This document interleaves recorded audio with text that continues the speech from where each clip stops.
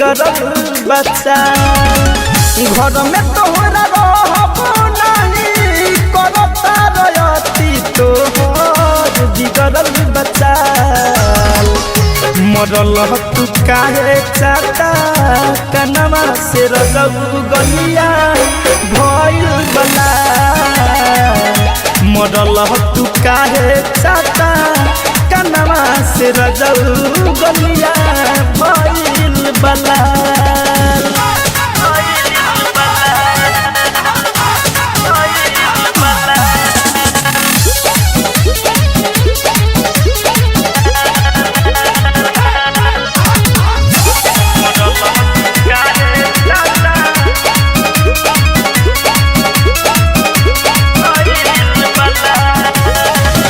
शुरुए से करते बानी गलत व्यवहार जी हमारा से तनिको नायब करिल प्यार जी राजा शुरुए से करते बानी गलत व्यवहार जी हमारा से तनिको ना करिल प्यार जी गल के दहिया भइल जाता मके आठी बुरा भइल बहार गल के दहिया भइल जाता मके आठी बुरा भइल बहार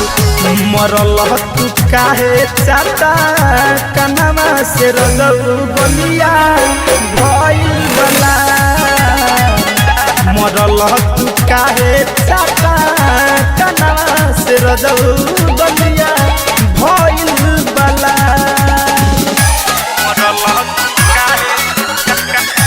मरल तू काहे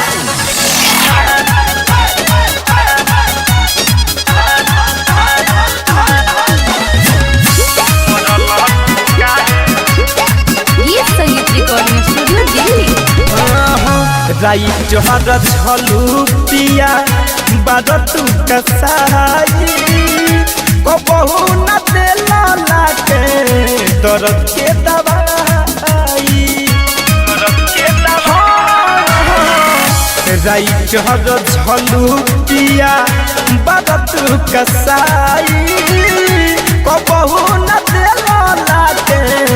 दर्द के दवाई धरे कंधन आके राखे हरदम हमारो छाया धरे कंधन आके राखे हरदम हमारो छाया मरल तू काहे चाहता कनवा से रजऊ गलिया भइल बला मरल तू काहे चाहता कनवा से रजऊ गलिया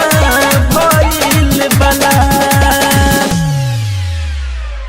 आरसीएम म्यूजिक न्यू ऐप अभी डाउनलोड कीजिए हमारे गूगल प्ले स्टोर से और पाए भोजपुरी लोकगीतों का एक से बढ़कर एक ऑडियो वीडियो सॉन्ग बिल्कुल मुफ्त।